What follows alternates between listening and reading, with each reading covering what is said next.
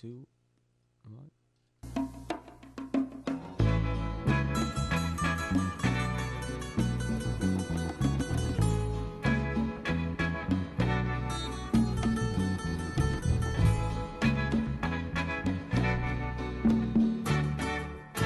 Hello, everybody. Hello. Welcome back to an Welcome. emergency episode of Nothing to Do podcast. I'm your host, Emergency, Jeremy. but the same time of the week. What's the up? same time of the week. What's up? Yeah, man. I had to get a lot more stuff off my chest. A lot of this happened this week, following last week's episode, following the event that happened in the last 3 months with regards to police brutality. Michael, how you doing today? I am just fine, bro. I Just can't fine? complain. Nope. Right. Fucking same old shit for me, man. Different day, right? Different fucking day. But the bat phone was ringing all weekend, Right. and it seemed like you had a lot to get off of your chest today. Yes. A lot. A lot. And I'm going to try my best to stay as composed as possible, telling my story, telling this story. But yeah, so, I took this week as a week of reflection with what's been going on. As we all should. As we all should be. Obviously, we know that none of these, whether it's George Floyd, Ahmaud Arbery, Breonna Taylor, et cetera, none of these are isolated incidents. There is a bigger force at play here when we look at these incidents. And this is the first time in my life I have been vocal on my stance on all of this when it comes to systemic racism. I kind of opened that with the intro to last week's episode of the podcast in terms of the words that I spoke on the George Floyd event or incident. You didn't even stop there. I seen this week you made a playlist too. Oh yeah, I've been seemed doing like what I can. That was not something that you put together in 10 minutes. That was something that I more or less put together in 10 minutes. Was it? That's why it was so short, and I did want to say it was collaborative because those are all songs that I actually listened to, except for like "Fuck Donald Trump" and "Fuck Donald Trump" too. But yeah, I did. I don't know if you follow me on Instagram. I did make a "Fuck the Police" playlist. Mm-hmm. Just so as a point of personal protest, I'll get into that later. What I want to talk about and kind of what triggered this podcast, because we were supposed to come in recording on a completely different topic. So we preferenced last week. This week was going to be a special episode. I guess this is a special episode. It's not what we intended it. Right. Thought it was going to be, but right here we are. So yeah, I had a very, very long discussion with a very close friend of mine. What I'll say about this friend is that he's a man in uniform. Not military, but he's a man in uniform, and we'll leave it at that. He's been a man in uniform for the last 6 years or so, and we've had, I think, at most maybe 3, 4, maybe 5 conversations total regarding systemic racism, regarding police brutality. And usually the way those conversations have ended in the past always is just sort of an agree to disagree. And this is oversimplifying his point of view, and I don't want to shed him in a bad light and make him look bad. We're all flawed. We all have our biases, and this is a learning process. But at the end of the day, his sentiment sort of leans towards that all lives matter sentiment. I stopped having this conversation with him after a while because I could never find the words to make him understand or to help him understand better. I know my friend Manny and Dennis, so shout out to them too. Had this conversation with him when I was still living in New York at some point last year, which I was hoping for at one point in my life because those two are so good with their words when it comes to this topic and breaking it down. So I was glad that I had a conversation, but that still didn't really have any effect or any change in his overall stance. So come this week, George Floyd happens. I'm pretty vocal about my stance in terms of how I feel about it and with my close ones, with my close friends. And this particular friend of mine, we spoke for about 3.5 hours about it. And to be honest, the discussion I could have handled better. this person is so close to me that he most of the times is really good. Not that he does it intentionally, but he's really good at getting me out of pocket and getting my emotions riled up, and we got into it about it back and forth. I'm not gonna go into the details of the argument. At the end of the day, he was still trying to figure out the words to say how he felt, but without offending. And when it came down to it, we didn't come to an agreement. It got to a point where I asked him a question specifically about what he thinks about these incidents, and a lot of his rhetoric is always, I think police brutality is bad, blah blah blah. And the scenario that I pointed out to him is that, do you feel that you need to actually see the video to make an informed opinion about these incidents? And his answer was always the same. It was I can't make an informed opinion until I watch the video. And what I was trying to convey to him was that if you really are on my side, like you say, or on our side, and you really do understand the sentiment behind everything that's going on and why I'm saying what I'm saying, then you wouldn't feel the need to, that you have to watch the video, right? Anyways, tempers ended up flaring up, and he snapped at me. He came at my life. He came at my upbringing. He came at my credibility as a black man in this country. He came at my validity as a black Dominican man in this country. For whatever reason he thinks that may be, a lot of it has to do with my socioeconomic upbringing. Maybe, my skin pigment, whatever it may be. I'll dive into that later as well. So that happened. He snapped at me, and I gave him the benefit of the doubt. I know my friend's temperament. He was really hot. Maybe he said a lot of stuff that he didn't mean at the time. So, okay, we left it at there. We both cool off. His friend, who's a black African-American in this country, comes over later. We have a fire in the evening. Discussions, topics. We start talking about little stuff here and there. I can tell that they want to kind of revisit this topic now that this other friend is here. I wanted my best to talk about it and approach the conversation again. Gently, very gently. And unfortunately, what broke my heart is that his African-American friend shared more or less the same sentiments that my friend in uniform shares. And even worse, he was very quick to victimize George Floyd in this incident, immediately reacting to it and his feelings being, why was he still there? They called the cops on him. He tried to pay with the counterfeit bill. And I told him, I was like, yo, but that could literally be you, right? And he took that as disrespect to be associated with him, with George Floyd. He was like, he said he would never find himself in that situation. How does he know that though? How does he know that he could never find himself in that situation? I don't know. Is he a fucking is he a messiah? Right. He knows the future. He knows what that police officer is thinking in his head, so he knows how to diffuse the situation no matter what it is. Right. These are what you call idiots. And I'm sorry to tell you. It wasn't even only that response, but the energy behind that response, the way he felt disrespected, it broke my heart.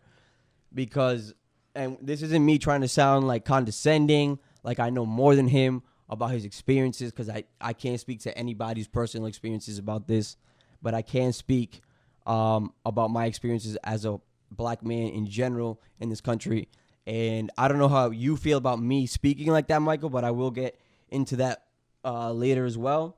But yeah, the conversation was to be had, and then the man in uniform, my friend in uniform, basically doubled down on his sentiment on how he felt about me because of what his friend was saying as well.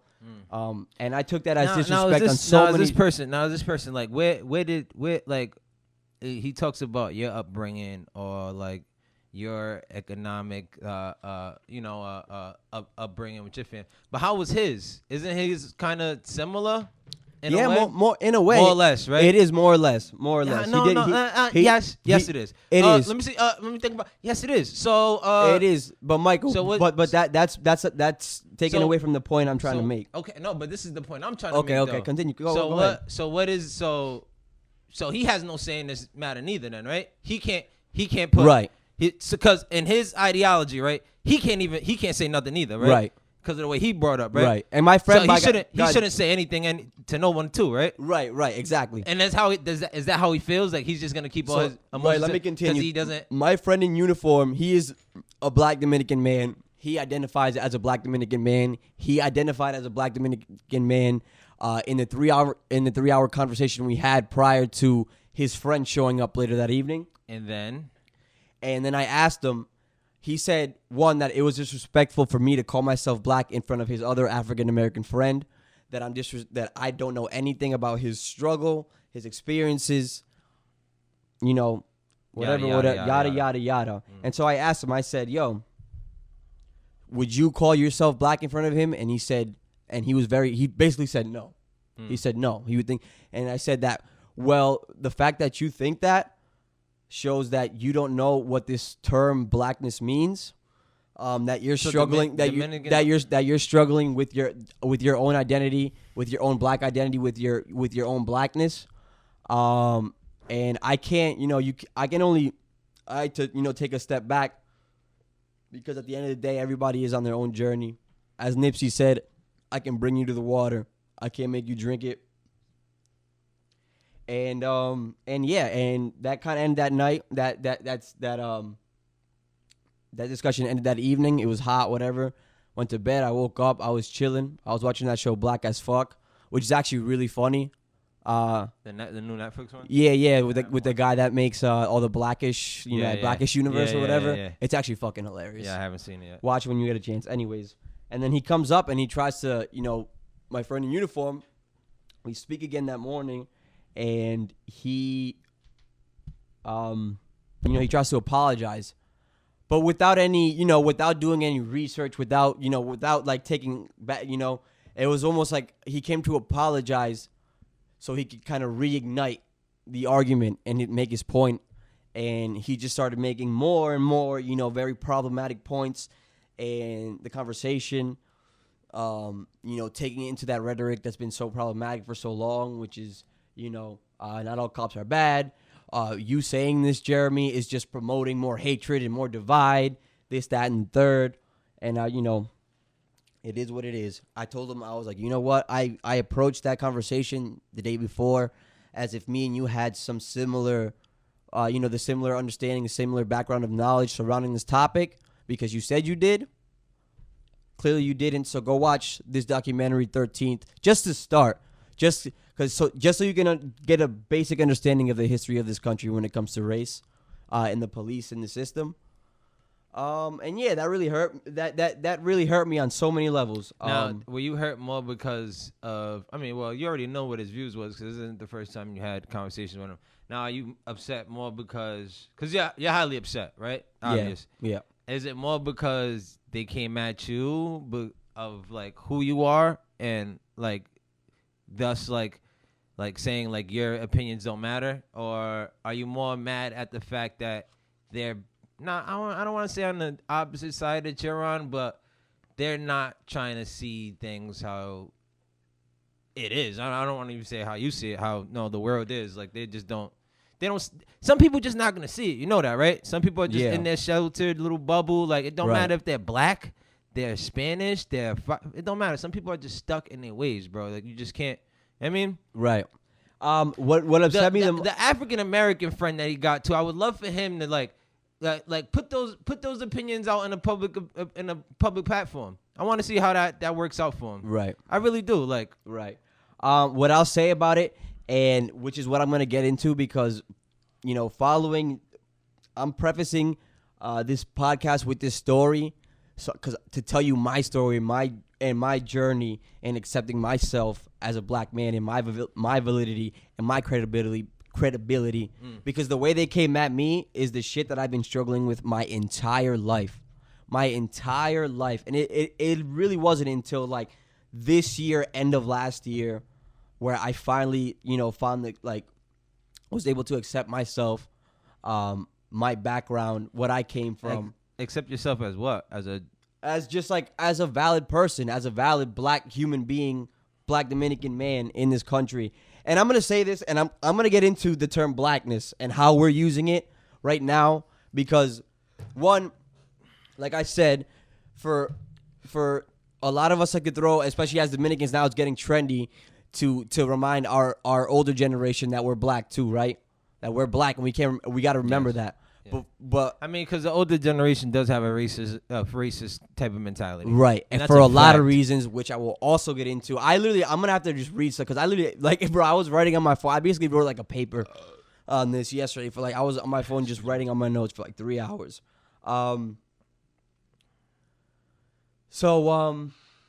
Yeah, where was I? I'm sorry. What was I just saying? What was my last thought? Yes. He said yes. No, so basically, no. So I wasn't upset that he, what upset me wasn't that I felt discredited, because at this point, I know who I am. Yeah. What upset me the most... you don't care about no one's little opinion, right? Good. Right. What upset me the most is that because of that comment, it just shows me that you don't know that he didn't know what blackness means, that you don't know about this stuff, and that when you say stuff like that, you don't realize how much you disrespect yourself and your people when you say stuff like that. Like, incredibly disrespectful. And they took the disrespect when we first had these discussions personally, like, as a personal affront. When I was trying to convey to them that these initial reactions about victim blaming and these constant biases that only hurt the conversation and hurt what we're trying to do moving forward, is like, it's terrible. And yeah, so let me go into this blackness shit right now. Right? I want to explain how the term black is used, at least with regard to, like, the New World. And this is so much deeper than that. I don't know how the far back this term blackness and just the concept of blackness in general goes in history. But I'm speaking in terms of the New World. So everybody listening to my millions of followers, had to get that off for this week. If your ancestors come from the mass fucking genocide at the hands of, the New World shit that happened, you are black in this country. Doesn't matter how light your skin is. I'm going to have to read this. So everyone's whose ancestry comes from the victims of the genocide and slavery from white men is black. Even if your complexion is light enough to, quote unquote, pass here in America, you have to always keep in mind that your skin may be light because of what our ancestors suffered. Always. The black experience here in the U.S. is predominantly an African American experience, right? Us as Latinos and Latinas, we come from a different land, yet we come from a land with a different yet incredibly harmful black experience. And now me speaking as a black Dominican man, our people, and me included, because I had a conversation about this with my boy, we often associate and oversimplify our black experience and our racist experience with the Trujillo era, right? Mm-hmm. And in reality, it is so much deeper and nastier than just the Trujillo era. And unfortunately, the Trujillo era ended up being the worst possible outcome of everything that came before it, right? And now, continuing on to, like, what it means to be black, depending on your socioeconomic status, your skin complexion, etc., us non-African American blacks, like us Dominicans, Puerto Ricans, etc., have because of skin color, your economic upbringing, we more or less have a similar experience to the black African American experience here in America, but it will never be the same. And that point, and that's because they can't shed that, because at the end of the day, like, there's a community of, like, Cubans and Puerto Ricans and, like, other Hispanics in the country that feel privileged enough that they can vote for Trump because they have money, all this stuff. They consider themselves, like, white, and they're accepted by the white community because of that, because they've been here so long generationally, and they shed that. But, like, black African Americans, they can't do that. Like, they can't shed that blackness no matter how much money they make, no matter, no matter how good their upbringing is from generation to generation. At the end of the day, there'll always be a black person considered a black person in this country. Now, for again, whoever's listening, if there's something problematic about that, or if I oversimplified anything, please check me, hit me up. I want to know more. But yeah, that being said, blackness is not defined by how light your skin may be. Blackness is not defined by your socioeconomic status growing up. The black struggle is significantly deeper and way more complicated than just being the victim of like overt acts of racism and profiling and growing up in poverty, right? All black people here in America live through some form of black struggle. That being said, it is always important to recognize the differences in severity with regards to black struggle, and always recognize whatever privileges you may have growing up that other black people may not have had. Like myself, for example. I'm totally aware of my privileges growing up the way I grew up, right? What's the most problematic about the classic narrative of equating blackness and the black struggle to just living in poverty and like experiencing overt acts of racism is actually super detrimental to the change that we're trying to make, because it just keeps pushing that white agenda that we already see in the media about us, right? And it causes resentment internally between us as black people, between all different types of black people. Ultimately, that is rooted in like this fucking deep ass, nasty ass cycle of self-hatred, which is why I say it breaks my heart when my friend in uniform felt like he says what he needs to say, why his African-American friend said what he felt the way he felt. Because there's so much shit wrong with that they don't even realize that, like, and you can't even be mad at, you can only feel sorry for them. You can only love them, even if they don't love themselves. All you can do is love them and fight for them. Yo, now I want to go into like my personal black struggle, right? I've always struggled with my cultural and my racial identity growing up in this country, because I grew up in a very close, traditional, extended Dominican family, right? However, socioeconomically, when it comes to how much money my parents made, my immediate family, my mom and dad, grew up a lot better. Actually, a lot better than the majority of my aunts, my uncles, my cousins.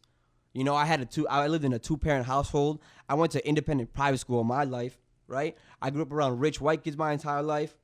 But until I was about 16, I never hung out with those friends, right? I would spend 40 hours a week at school with my white friends, and then I would spend everything after that chilling with my cousins and stuff like that. You know, but and because of that, you know, I've always felt deep down, this is my problem, that my family never saw me as valid because I grew up with more money. I used to always feel like they resented me on some level. And then that's on my family side. And then when I go to school, you know, I'm just like the token POC kid, right? That kid. POC? What? Yeah, but like person of color. I'm the token black Got kid, it. right? Now, in your family, did they ever going back to that last statement? Did they ever make you feel like, was there ever comments of you to be like, oh, they're hating on me because I got money? Yeah, I mean, all the time. Not all the time, and it was never overt. A lot of time it was just like subtle stuff, and then a lot of time it was just kind of like the energy I felt. Like I don't have any specific incidents, just because like it just blends together. It's just like that was my feelings. But yeah, honestly, like in terms of what I can remember, this was the first time that, like, in terms of the conversation that I had with my friend in uniform, like for him to personally go at me like that on that level, right? I wanna note that I don't really think there's no one in your family that really struggled like that. Period. I just want to put that out there. Struggled like what? Like major struggle. Like, is there somebody in your family that you can be like, yo, they would like they came from the bottom. Down and out. Like in terms of just poverty, you mean? Yes. Poverty? Yes. Yeah, not none. Really. No. Absolutely none. Not for the I'd like to repeat that again. None. Right. But like I said, that does not equate to being black, right? It don't. But don't bring that up though. Right. Why are we even bringing that up? Right. Why is that part of the conversation then? Right, because that's a big misconception in general here in America in terms of like equating blackness. No. But I'm just saying, like for them to I don't know. All right, let me continue so we can kind of unpack this more, right? Yeah. You know, at school, I always felt like the token kid, right? Yeah, go ahead. And because of all of that stuff I just said before, it manifested a lot of identity issues with me, a lot of self-esteem issues with me. Again, that was rooted in, like, self-hatred. Obviously, at the time, I was completely unaware of what the actual problem was. And like I said, it basically took my entire life to come to terms with who I am and to love myself, which is why I finally feel comfortable being vocal about everything that's going on without feeling like a fraud. But yeah, man, bro, this self-hate shit is deep. That shit is deep, bro. That shit is so deep. And for us and for people to claim just because you didn't come from poverty doesn't make you black or I can't feel you on your level is so harmful. And you don't realize it when you say it, because on top of that self-hatred, I'm always aware of the severity of my shit, right? I'll never compare my struggle to somebody else's struggle, my journey to somebody else's journey, my experiences to somebody else's experience. That being said, you cannot say that I cannot relate with you on any level on how it means or what it means to be black, yo. You know, we come from a family who's a product of the Trujillo era, even after what I said. But, like, yo, Trujillo was assassinated in 61. My dad was born in 67 or 68. You know what I'm saying? There's a lot of shit. You want some examples of who I was before, like, in my lifetime? In terms of, like, that part, like, me not liking myself, me not liking who I was, me thinking that I was white, me thinking that I might have been better than that was my struggle. That was my, like, my ignorance. That was, like, me. That was my own product of being a part of this this system we live in, right? Yo, I remember that in 2003, Thanksgiving, I wanted to blow dry my hair because I think I didn't even know, like, I had kinky hair like that, or like I had, like, I grew fro. I wanted to blow dry my hair because I wanted so it can be flat and long, like my boy, like my friend Zach. Not understanding, right? I used to, when in high school growing up, we used to have color, like, you needed a perm for that. Right.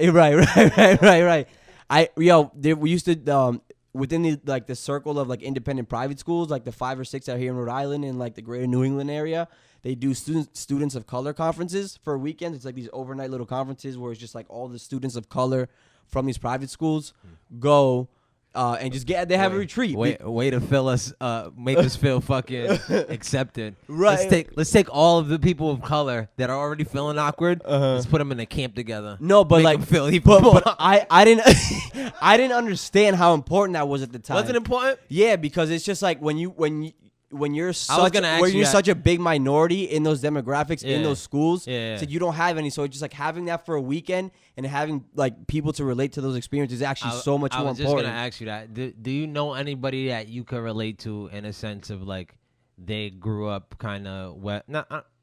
I don't want people listening to this that don't know us really to think like you're a millionaire. Like, your family's not, they don't have millions. Like, I mean, like, they can think whatever they fucking No, want. but I just want to, I want to put that up. Yeah. We're making it seem like you're super well off. Like, Right. You're well off comparably to a lot of us. Right, and we You know talked what I mean? about this in the last episode. I was like, yeah, but compared to me, my white friends are rich, Yeah, rich. right?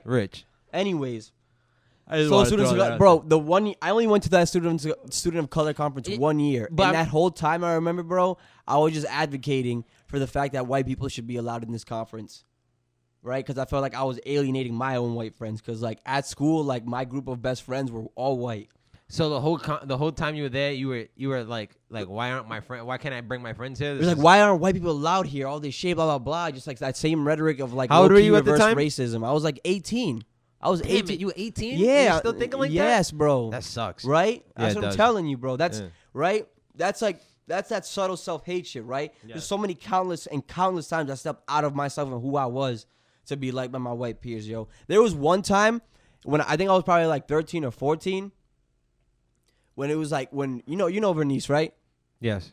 Yo, Natalie brought Vernice to my house, and at one point I lost my phone, and my first initial reaction, You looked at her? I thought she stole my phone. That was my initial reaction, bro. It's all right. Right? Yeah, It's no, alright. it is exactly. As long as you, like, that's what I'm trying to, like, yo, the fact that, like, in New York, my first job, bro, I became pretty good friends with like these two Trump supporters who were openly Trump supporters, and the fact that I continued not only to be friends with them, because I'm not saying that they treated me personally badly, but like the fact that I was too scared to have a conversation or say anything about that, like that's a form of like self-hatred. Like I wanted to be accepted so bad by these people that I just kind of put that to the back just because they treated me nicely. You know what I'm saying? Bro, I used to accessorize my own cousins that used to be gang affiliated in front of my white friends to make myself look cool. I think, everyone does that though. Yeah, but that's fuck. But like that's excessive. Even if it's not your white friends, everyone likes to brag about their cousin that's in the gang. Right. Just to get some cool points. Right, but you're not the only one that did that. Right. No, of course, but like take that out the list. Nah, but but that is also fucking that like. Is it? It's called being a child. That's called being a child. That has nothing to do with that. Whatever. Okay. Right? But yeah, yo, it's stuff like that, and it's very painful revisiting. Like going whatever point you're at in your life and revisiting all that shit and knowing where that comes from. And like the fact that even our family, like the self-hatred and racism in our family, the fact that we can't accept anybody in our family until they I guess quote unquote make something of themselves. They like, you know what I'm saying? Like a lot of our family members used to be whether it's gang affiliated, whether they were fucking drug dealers, whatever it was. Like our family shunned those people until they got out or whatever it was, and like got a quote unquote real job and got a house, and they never accept. Yo, it's like it's that shit. It's the fact that fucking my dad still feels like he needs to straighten his hair to feel like himself. Mm-hmm. Like, that shit is sad, bro. I don't even know the shit my dad, like, struggles with internally when it comes to the shit he grew up with in DR as a product of who he I got a before story. that. I think I shared it with me and your mom before, how she said something to me one time in the backyard, and I was just like, that's pretty odd. Can you share with me? You want to share it? You want me to share it right now? I don't know if you want to. I mean, I can say about you can edit me it out. or No, it's about about your mom. What your mom said to me in your backyard one time. About you? No. You can say whatever you want. Yes. Yeah, okay, so I asked her, we was vibing. I don't know. I was definitely one of the first, not the first times, but like early when I used to first started coming around. And who hit me? I think Bert. I don't know if you ever met Bert. You know my... I know you. I think I met him a couple. Like tall. I never really chopped cat. it up. Yeah. Like cool that, cat. Whatever. Yeah. So he hits me on the phone like, yo, I ain't doing shit. What's up? Let me slide through. And I was like, all right, let me ask the owners of the house. So I go to your mom. Your mom's first question was, has he ever been to jail? Yo. And then I looked at her and I said, nah, forget it. Right. That's fine. Yo, it's shit like that. And in my head, I'm just like, there's mad family members here that's been to jail. Like, right? Your own brothers, like, yeah, yo, supported you during college. Like, I know the stories, woman. Like, what? But I don't know. I was like, but it's not my household, and I was just like, okay, done. You see how I like that shit don't faze me. Like, I just be like, okay, I know now where you stand, and that's it. Point noted. And everything's a growth process though, because I talked to my mom on Saturday after that went down with Steven, bro, and it's all like a growing process because my mom is quote unquote woke as fuck now. And she's still growing about this shit. Yeah, like, and she's still growing. And her, cause Jesse, cousin Jesse Melly. Yeah. Jesse like also like is on sort of like it shares the same sentiment that I and my mom shares, and a lot of that obviously comes from my education, like, and recognizing my own privilege. But it's just like, yeah, like it's okay to have those biases because it's so like this shit is so deep rooted that we don't realize it, and that's what I'm trying to change. I'm trying to say that we're trying to change the conversation around all of this shit because that's how it starts. I've never even had that conversation with my mom about why. Like, it's obvious. I don't want. She feels some sort of way about darker skinned people. I think, right, for sure. Especially she when definitely I was, does. Your mom's Dominican, right? Of course. Oh, yeah, too. Of course she does. So it's like, especially when I was growing up, all my friends are black. Like, literally all of them. So I think it was just at a point that she was just like, okay, this isn't gonna change. I see where I live. Like, we live here in the south side of Providence. Like, my son is going out and he's chilling with a bunch of dudes all the time. Like, I mean, what? It wasn't no Dominicans around. I know that. I mean, so yeah, yo. I don't know. And that, But all to, those to some of my friends, it was very obvious that she didn't like even though it wasn't obvious to me at that time, to them it was like well, yeah, your mom don't like us yet, son. Like I just thought she didn't like anybody. But I figured that out real fast when the first time I brought a Dominican girl home.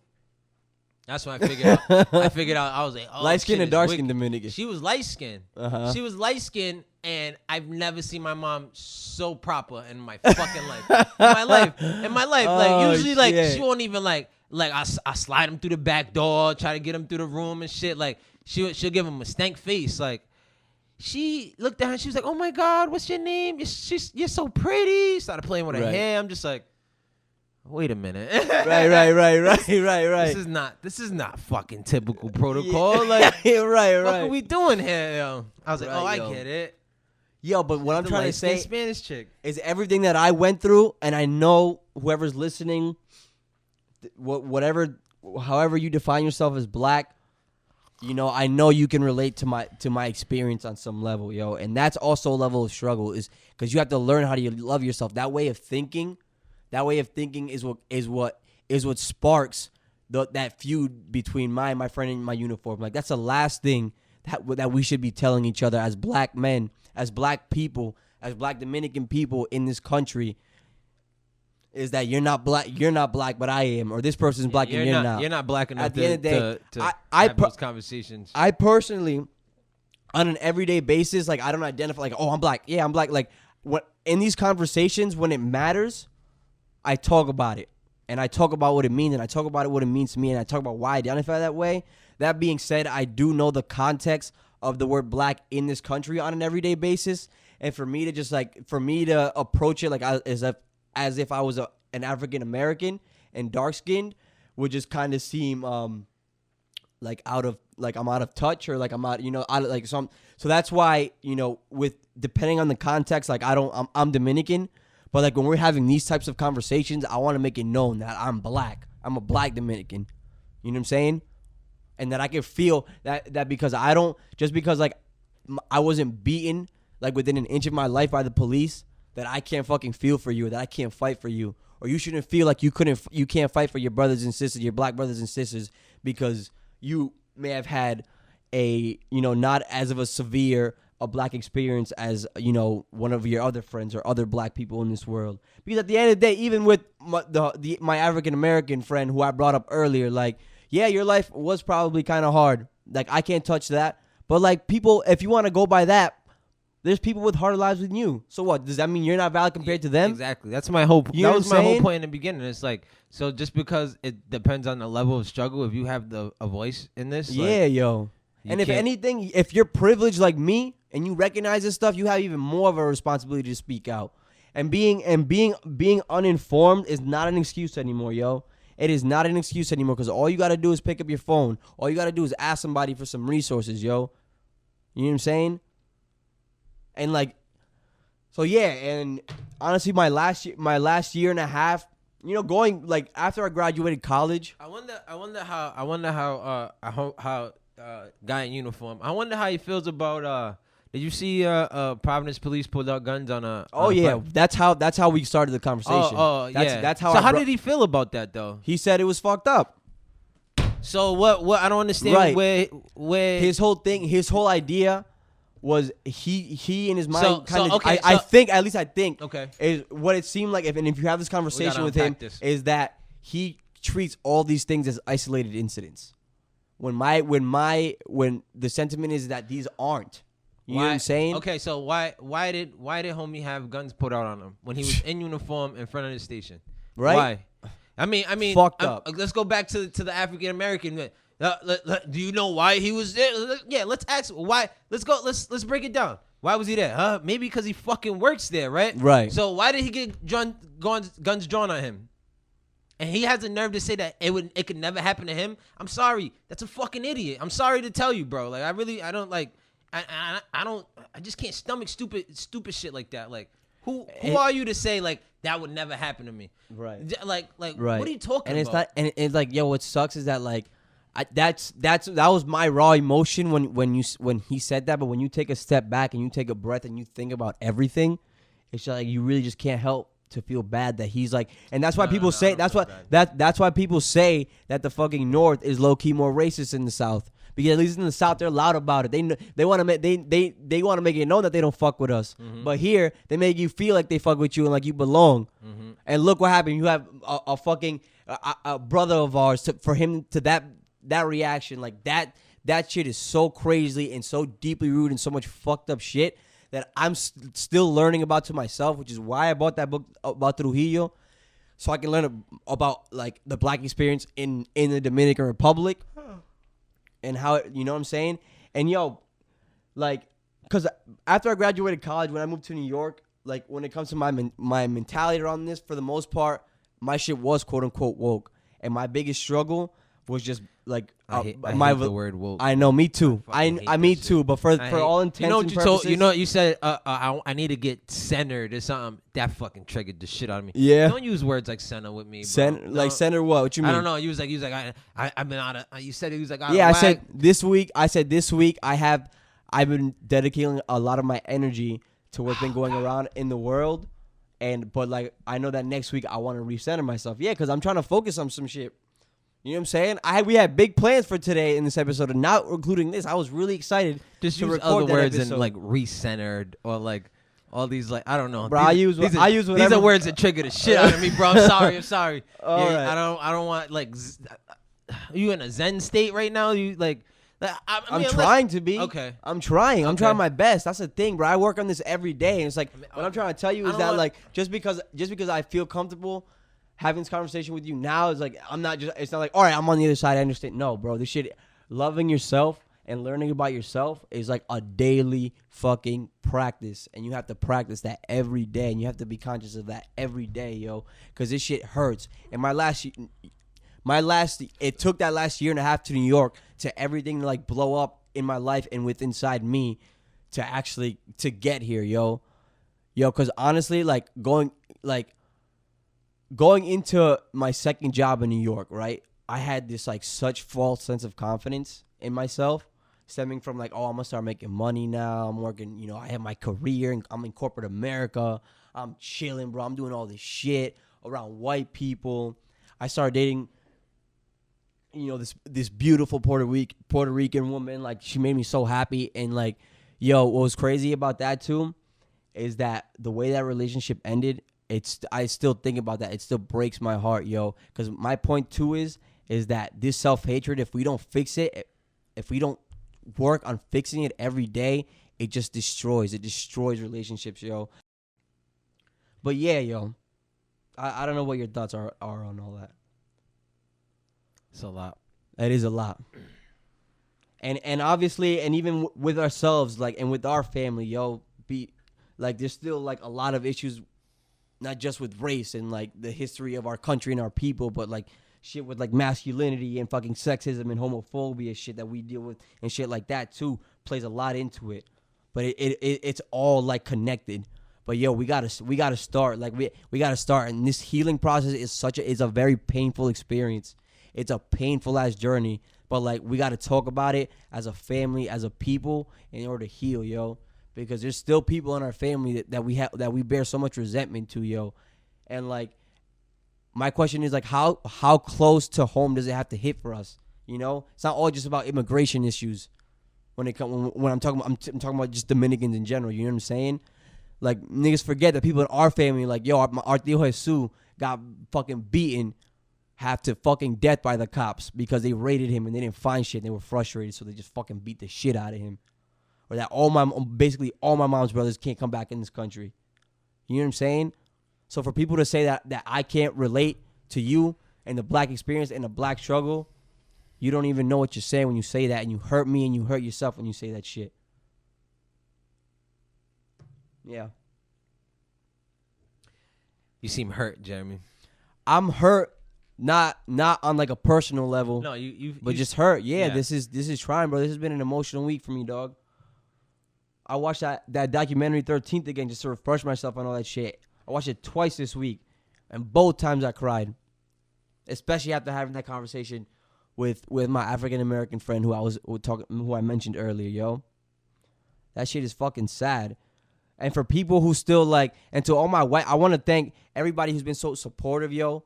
All my white friends know what the fuck is good with this shit, yo. And that's why that's why I fuck with them, right? That's why I fuck with them. And I texted them and let them know. My boy Manny, I had to call him after I talked to Steven and let him know how much I appreciate him. And that no matter what, that even when I wasn't loving myself, yo, that he loved me. And everybody, all my friends loved me. Obviously I want to thank my parents too. But yo, I just want to thank everybody who supported me and who fucking loved me when I wasn't loving myself, yo. You know? And I just want y'all to know I love y'all too. And this is a painful experience in your journey. You do it when you feel ready to do it. Just know, like, if you ever need somebody to talk to, I'm here, but like nobody else can open your eyes for you. You have to do that yourself. You have to do that digging yourself. You have to do that learning about our history yourself. We have to start somewhere, though, because that mentality that my friend in uniform has and his African-American friend, that shit is so detrimental, and that shit is so sad, and is so deeply rooted in so much fucked up shit. Do you think that their opinions will ever change, though? I mean, if shit like this happens and they still, like, not... No, so saying everything I just said, my friend in uniform, we spoke again this morning, and he watched I told him to watch 13th, and he watched 13th, and he came and he tried to apologize again, and I appreciated that more, and the way he verbalized, and he was like, "You're right," all this stuff. But I do want to remind that person that if you are listening, I do appreciate you, and this is how it starts. But just know that this journey is a long and painful one, and that just because you're starting it now, it's just like, remember that, like, it is a lot deeper. And not just because you watch one documentary, like, it's not like, you know what I'm saying, the homework's not done. Yeah, the homework's not done. You have to check your biases. You have to check how you react to every situation regarding race now and things like that. And you have to look within yourself. You have to lay it on the line like I just did right now. Just told you about my life and all the fucked up white fucking reverse racism bullshit that I thought was going on in my head. So fucked, yo. It's fucked to think like that. It's fucked. And that thinking is divisive as fuck within the black community.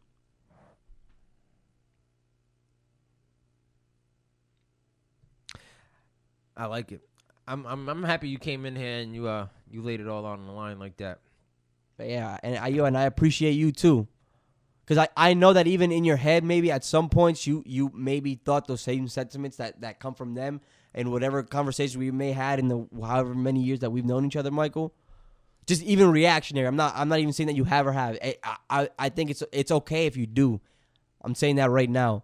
But I do appreciate that you've never like taken that out on me in any way. Why would I take it out on you because of the way you grew up? Like what? No, but I know, I understand. And I just want to say I appreciate that like you're conscious enough to recognize that, and that takes a lot of work, yo. And like, well, thank you. I appreciate that. Yeah. Even though I still don't understand what you're saying, but it's fine. Yeah, I did that, and yes, you are welcome.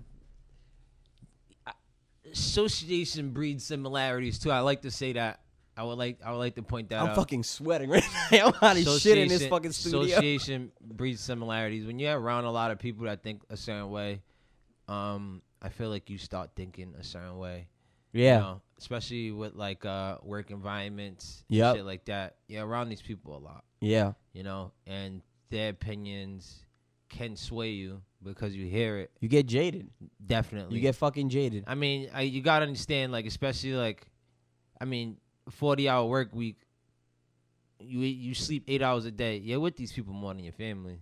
Yeah. You see them a lot. You know what I mean? Yeah. So, I think that has a lot to do with that. Our friend in uniform. Yeah. I think he said it himself. Even like when he tried to double down before he watched that documentary, he's like, yo, I identify really big with my uniform. Like it's a big part of my identity. And I told him, I was like, you chose that though.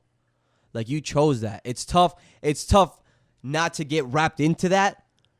But like if you're conscious enough, you need to understand that you chose to identify as your uniform. Mm-hmm. You know what I'm saying? Just because you're a teacher doesn't mean your life is devoted as like an educator. You don't have to define yourself as an educator, and you know what I'm saying? I was thinking the other day. I was like, "Yo, where's the construction workers' lives matter flag?" Right. That's what I want, because I think statistically we probably die on the job more than a firefighter would, or like statistically, I think that's so. So that I'm looking at these flags all the time on these bumper stickers and shit. I'm like, yo, where's my flag at? I want a flag. Flag. Am I hating on your flag? Yes, I am. Yes, I am. Yo, I and want that one being too. said, and now I'm speaking to all my white friends who haven't really been vocal at all about what's going on. It's a little sad. I don't necessarily blame you, but I want you guys. I want you guys to not be afraid to whatever seem racist, seem biased. Did to you hurt see the nobody. Alley Donuts controversy? Yeah, they stopped giving discounts to cops, and now motherfuckers going bananas. They went bananas on their comments, Yeah. but they pulled back though. The Alley's next day. Donuts? Yeah. They pulled back on that they discount shit? apologized. Get next the day. fuck You out didn't of see here. You didn't see the They new post? folded. Of course they folded. They folded. You But of can't. course they That's what I'm folded. saying. Stand your fucking ground, Of course yo. they folded. Don't fucking enough fold, people bro. said, "Yo, this ain't your battle." Don't Fucking- fold. It was the comments was heavy. To all my black the people com- out there, dog, don't fold with this shit. So I don't care I don't care how many relationships you hurt because you stand up for what you believe in, what's right. That's the painful part about this shit. That's part of the pain in this journey is removing those toxic relationships in your thing and helping those friends kind of come to where you're at and come to an understanding, yo. That's what we need is fucking allies in this shit. I just don't understand how many justice warriors we need in Alley's Donuts comments. Right. Like that. Yo, is that for really real. the spot where we really need to take this back? But Facts.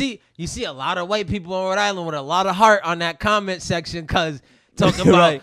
about North Kingston cops protect us. You lost business with generations of the Moriartys. The Moriarty? You said the Moriarty. Like, the fuck, I don't give a fuck about your fucking business, dog. This is a donut. You want it or not, dog? Right. Like, I don't understand. Like, I don't know. There's a lot of white people out there, bro, that they'll fight over donuts. Fuck black like Nigga mine. said they'll fight over donuts. They're ready to go off over these donuts, cuz. Son, oh my God, dog. It's real. This Yo. shit is real. And even, I want to say this too, yo. Even in my upbringing, to any of my family or friends, if I ever made you feel less than, if I ever made you feel like dumb or shitty or whatever it was, because maybe you thought that I was better than you because of my upbringing and my education, I'm so sorry. That was never my intention. I never want to bring you guys down. All right. I'm sorry. Just know that, like, if there's ever a time where you think I made you feel stupid or whatever it was, like, that was not my intention, and I'm sorry I made you feel that way. But just know it's not my intention, yo.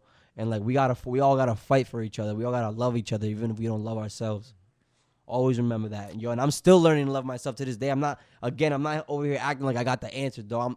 We gotta figure this shit out every fucking day as black people because this shit is so deep that it's gonna take our lives, and then it's gonna take Kenny's generation too to work on that shit too.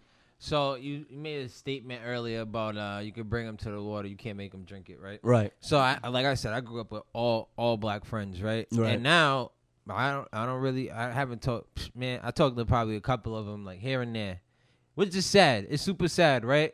Mm. But the problem is that like my old friends are still stuck on that time. And I couldn't be stuck on that time with them anymore. Like, Right. You know what I mean? And I tried to bring them to the water. I literally was pointing them in the right direction of, yo, go over here. Right. Let's get this money. You don't have to be out here no more. Blah, blah, blah. It But sucks. It's a helpless feeling. It is a helpless It's a helpless feeling. ass feeling. And it sucks, bro. Like, one of my friends, Frizz, in and out of jail all his life. He's probably seen 3 summers all his life. He's older than me. He's like 30-something, bro. The last time he went to jail, like, I talked to him the day before, and he was like delivering donuts or something from Dunkin'. This is not coincidence. He's delivering donuts for Dunkin' Donuts in the morning and shit. And I asked him, "Man, what's up with your job, bro? How's everything?" He said, which I already knew what that meant. Back to selling drugs. I already knew. And like at that point, I'm sitting there like in my head, I'm like I should give him a speech. I should sit there and tell him like, "Yo, bro, chill." You know, but I let him be. And the next day he went to jail, and I cried because I was like, "Yo, I didn't do enough. Like I feel like I'm not doing my part enough to stop my friends from going to jail or putting themselves in a predicament to go to jail. Like they feel like, we didn't have. There's no other options if you didn't like. If you graduated high school, right? If you graduated, because a lot of people didn't even do that. You ain't go to college. Like, what's your options? What's your options to get to sustain a nice middle class living? If you didn't school, no college. No college In the hood. Yeah. It's not happening for you. College is not happening for you. It's not happening. Right. What's the options? What's our options? Becoming a cop. I'm kidding. I don't know, bro. Yeah, bro. that's the shit. It's tough. It's Like I said, a lot of my boys, man, in and out of jail their whole life, man, and that shit is sad. Like it's sad to me, Yeah, man. yo. Because even when they come out, they're in a trap. It's literally called the trap. You can't get a job. You have a felony. No one's gonna give you a job. The job that you are gonna get is gonna pay you chump change. And you just came out you just went in making thousands of dollars a day in your pocket. Right. What the fuck do you look like doing that? Going to fucking selling what? You crazy? $12 an hour? That don't make no sense. Right. You can't even live with that. You can't make a living with that. You know what I mean? So it's just like, And the prison system is so. I mean, like you yeah, can speak firsthand to the prison system. I don't want to talk about that. Yes, that's cool. That's fine. But let's talk about the prison system as in when crack came out, right? Everybody's going to jail. Crackheads was going to jail. Yep. All crackheads was definitely going to jail. They were in jail, Yeah. right? Heroin's big now. Fentanyl's big now. Yep. Where's these users at? They're sending them to rehabs. They're not getting no time. These white boys is getting caught with bags of heroin on them, and the judge is looking at them and giving them fucking rehab. They're not even going to jail. These crackheads was going. They were in jail, Which bro. which is what prison or whatever or punishment should be, yo. It should be a rehabilitation, not a fucking punishment like that. Because these motherfuckers come out the system and they're broken, But the problem bro. is that Billy's grandma, she's connected and she got Right, money. right. So he's Yup. not going to jail. Yep. He's not going to jail.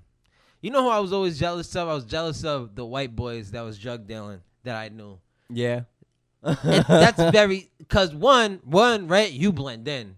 You blend in and phenomenally. You're not getting pulled over, not getting racially profiled ever, right? Ever. Two, all the people that you was hitting off, you know all of them. That's your boy's aunt and uncle, and they treating you like family. I'm just like, I used to be sitting here like, yo, you boys are fucking what? Nah, that's trapping privilege right there, bro. Right. Trust me, and I seen that at least three. Everybody I that say trapping privilege. I'm telling you, everybody that's hustled, they have that one friend that was white, and they was in, bro, making a killing, Right. making a killing, 'cause they blend in, and we stick out like a fucking store thumb. It's fucked. Yeah. Again, yo, if y'all feel like you still can't talk about this, you feel like you don't know enough. I said it last week, yo.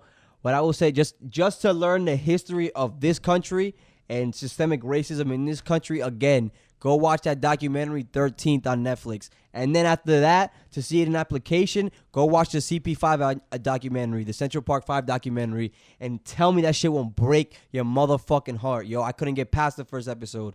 I thought you were just about to say CB4. You ever watched no. CB4? No, what's Yeah, it okay. before? All right. Yeah, It's no, a no. parody movie, like Chris Rock is in it. It's about, Oh, okay. It was a parody on NWA, but Oh, they're okay. CB4 though. Like, Right. And then if you want to get even more depth on like what the Black African American experience is like here in the U.S., go read Malcolm X's autobiography. Go read that shit. Don't watch the movie. Go read that shit. Okay. To start, to my Black Dominicans, my Black Latinos, find somebody who can give you resources about where you come from. You know, I just bought this book on Trujillo called The Death of the Dictator. I'm reading it now. I'm learning now. I got checked this week on the narrative around Trujillo and how fucked up that is because we relegate all our racism and all that shit just to him. But there's so much fucked up shit, like I said earlier in this podcast, in this episode, that came before him, that he was the worst. He was the result of that. And unfortunately, our parents and our grandparents had to live through the Trujillo era because of everything before that. So learn yourself on that too. That's what I'm currently doing right now. Is I'm still constantly trying to educate myself on our history. But yeah, yo, this cycle of pain, it gotta stop, and it starts with ourselves, yo. It starts with our families. It starts with healing ourselves. It starts with knowing ourselves. On that level, I love it. yeah. on that note, I think I'm all worn out in terms of the energy I wanted to give into this topic.